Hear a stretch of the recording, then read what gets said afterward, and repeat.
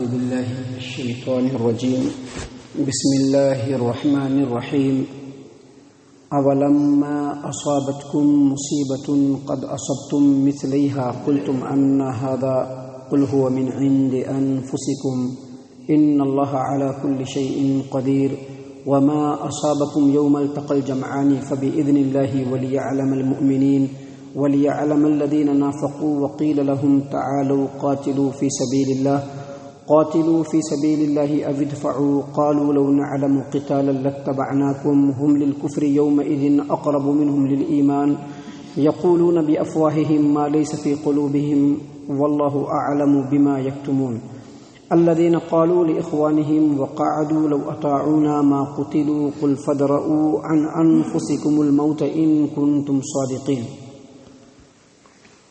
معزز سامعین کرام، سورہ آل عمران سورہ نمبر 3 اور اسی صورت سے ابھی آپ کے سامنے آیت نمبر 165 سے لے کر 168 تک یہ چند آیات آپ کے سامنے تلاوت کی گئی. یہ سارے آیات پچھلے آیات سے ہی متعلق ہیں اور آپ کو معلوم ہے کہ پچھلے آیات میں اللہ تبارک و تعالیٰ نے غزوہ احد کے حالات اور غزوہ احد میں جو نتائج آئے اور مسلمانوں کی جو کمی اور کمزوری تھی ان تمام چیزوں کو اللہ تبارک و تعالیٰ نے واضح فرمایا ہے. اللہ تبارک و تعالیٰ نے فرمایا اولما اصابتکم مصیبۃ قد اصبتم مثلیھا قلتم ان ھذا، بھلا دیکھو تو جب تم لوگوں کو جنگ میں مصیبت پہنچی یعنی جنگ احد میں، قلتم ان ھذا تو تم لوگ یہ کہنے لگے کہ یہ کہاں سے آ گیا. قد اصبتم مثلیھا، حالانکہ اس سے ڈبل نقصان تم لوگوں نے اس سے پہلے کافروں کا کیا ہے. معزز سامعین کرام، جب غزوہ احد کے حالات ذرا مسلمانوں کے فیور سے نکل گئے اور مسلمانوں کو جب چاروں طرف سے گھیر لیا گیا اور بہت زیادہ جانی نقصان ہوا، تو اس وقت کچھ ایسے مسلمان، منافقوں کی بات چھوڑ دیجئے کیونکہ ان کی بات ہی الگ ہے، اکابر صحابہ کرام کے دل میں تو کوئی بات ہی نہیں تھی. بعض مسلمانوں کے دلوں میں یہ خیال پیدا ہوا کہ ہم لوگ تو حق کے لیے لڑ رہے ہیں، ہم لوگ تو اللہ تبارک و تعالیٰ کے دین کو بلند کرنے کے لیے لڑ رہے ہیں، نبی صلی اللہ علیہ وسلم ہماری صفوں میں موجود ہے، اس کے باوجود ہم ہار رہے ہیں، آخر ایسا کیوں؟ اللہ تبارک و تعالیٰ نے سب سے پہلے کہا کہ یہ مصیبت تمہاری اپنی لائی ہوئی ہے، اور یاد رکھو اس بات کے اوپر کہ اللہ تبارک و تعالیٰ ہر چیز کے اوپر قادر ہے. جو اللہ تبارک و تعالیٰ غزوہ بدر میں جبکہ تمہاری تعداد بہت کم تھی، تمہارے اندر اتنا اسٹیمنا بھی نہیں تھا، لڑنے کے لیے اسلحہ بھی نہیں تھا، 313 تھے مقابلے میں 1000 تھا، اس کے باوجود اللہ تبارک و تعالیٰ نے تم کو جب اس وقت فتح دیا تو آج تمہاری وجہ سے اللہ تبارک و تعالیٰ تم کو شکست دے سکتا ہے، کیونکہ اللہ تبارک و تعالیٰ ہر چیز پر قادر ہے. اور اس کے بعد اللہ تبارک و تعالیٰ نے کیا فرمایا کہ آپ کہہ دیجئے اے محمد صلی اللہ علیہ وسلم قل هو من عند انفسکم، یہ جو شکست ہوئی ہے یا پھر تم کو جو نقصان پہنچا ہے یا بہت سارے مسلمانوں کا جو جانی نقصان ہوا ہے، اس کے پیچھے اصل تم لوگوں کی اپنی ہی کارستانی ہے. کارستانی کیا ہے؟ اللہ تبارک و تعالیٰ نے جو باتیں پچھلے آیات میں بیان کی ہیں ان تمام باتوں کا خلاصہ یہ ہے کہ تم لوگوں نے صبر نہیں کیا، پہلی بات. دوسری بات، تم لوگوں کے اندر بہت ساری ایسی باتیں تھیں جو تقویٰ کے بالکل خلاف. تیسری بات، تم لوگ مال اور دنیا کے لالچ میں آ گئے. چوتھی بات، تم لوگوں نے آپس میں اختلاف کیا. پانچویں بات، محمد عربی صلی اللہ علیہ وسلم کا حکم ہوتے ہوئے بھی ان کے حکم کی مخالفت کی. نتیجہ یہ ہوا کہ اللہ تبارک و تعالیٰ نے تم کو اتنی بڑی مصیبت میں مبتلا کر دیا.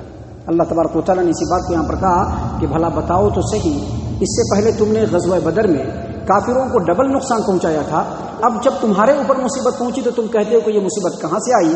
قل هو من عند انفسکم، اے محمد صلی اللہ علیہ وسلم آپ کہہ دیجیے کہ تمہارا اپنا کیا دھرا ہے. ان اللہ علی کل شیء قدیر، اور اللہ تبارک و تعالیٰ ہر چیز کے اوپر قادر ہے.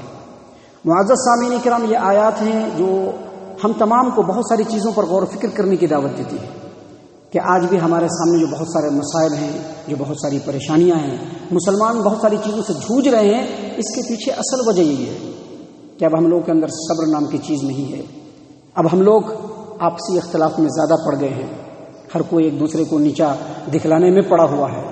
آج اللہ کے رسول صلی اللہ علیہ وسلم کا حکم ہمارے سامنے ہوتا ہے، اس کے باوجود ہم اس کی اپنے نفس کو خوش کرنے کے لیے مخالفت کرتے ہیں. سامعین کرام، اگر اس طرح کے حالات رہیں گے تو ہمارے حالات کبھی بھی سدھر نہیں سکتے. یاد رکھیے اللہ تبارک و تعالیٰ ہر چیز پر قادر ہے. اللہ تبارک و تعالیٰ تو اپنے بندوں کے دلوں کے بھید کو بھی جانتا ہے. اللہ تبارک و تعالیٰ اگر کہہ دے کن تو سب چیز ہو جاتا ہے. تو پھر ہمیں سب سے پہلے اللہ تبارک و تعالیٰ پر بھروسہ کرنا چاہیے، اپنے دلوں کو صاف کرنا چاہیے، اللہ تبارک و تعالیٰ کے حکموں کے آگے جھک جانا چاہیے، اللہ تبارک و تعالیٰ کی فرما برداری اختیار کرنی چاہیے.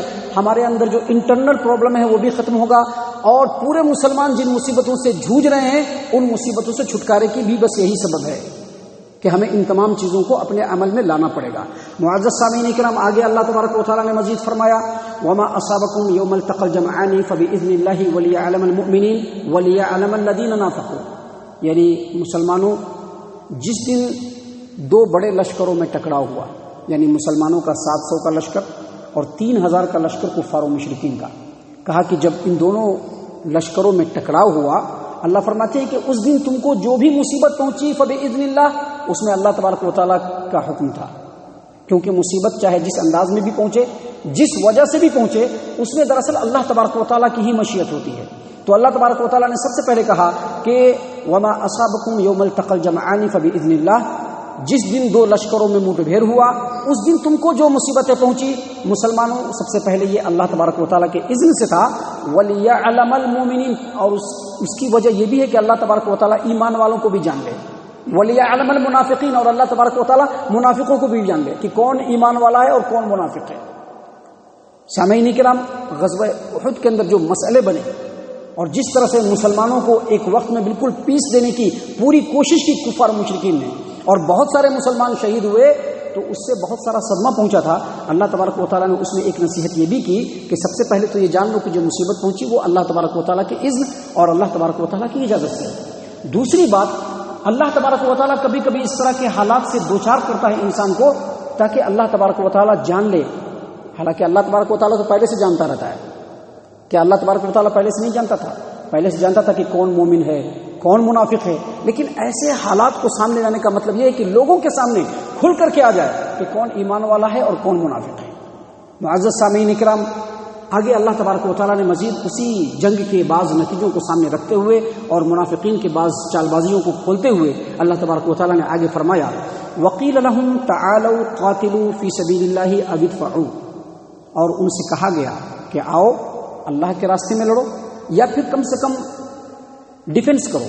اوید فعو کا مطلب ہوتا ہے یا کم سے کم ڈیفنس کرو، کم سے کم دفاع کرو.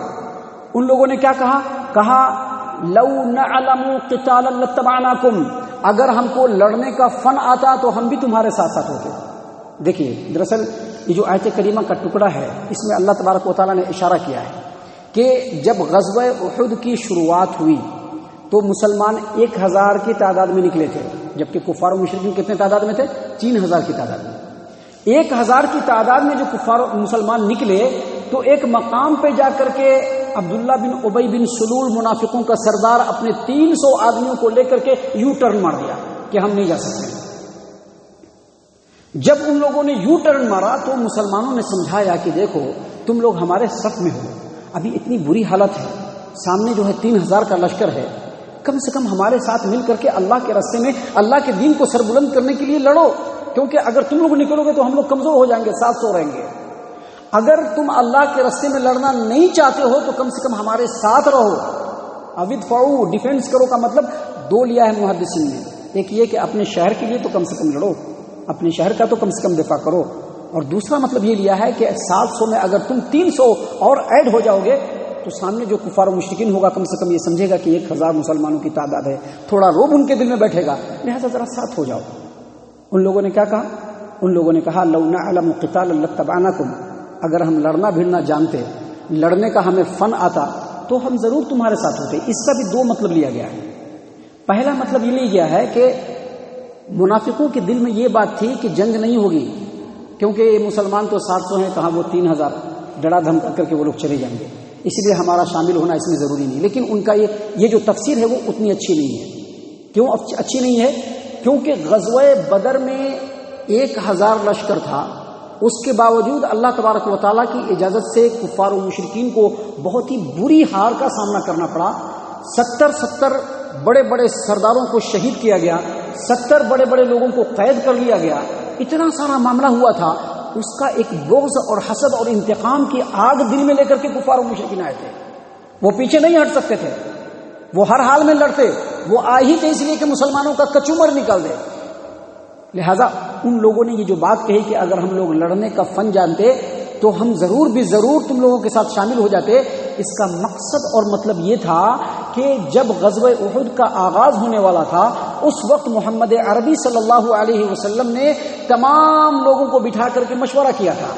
اس میں منافقوں کی یہ رائے تھی، عبداللہ بن ابی بن سلول کی یہ رائے تھی کہ ہم لوگ باہر نکل کے نہیں لڑیں گے بلکہ ہم لوگ مدینے میں ہی رہ کر کے لڑیں گے، جبکہ بعض جو شیرے نوجوانوں کا یہ کہنا تھا کہ نہیں، ہم لوگ گھر میں بیٹھ کر کے نہیں لڑیں گے بلکہ میدان میں نکل کر کے لڑیں گے۔ اللہ کے رسول صلی اللہ علیہ وسلم کی رائے بھی پہلے والی تھی، لیکن نبی صلی اللہ علیہ وسلم نے ان لوگوں کی باتوں کو سامنے رکھ کر کے اسی کو ترجیح دیا اور باہر نکل گئے۔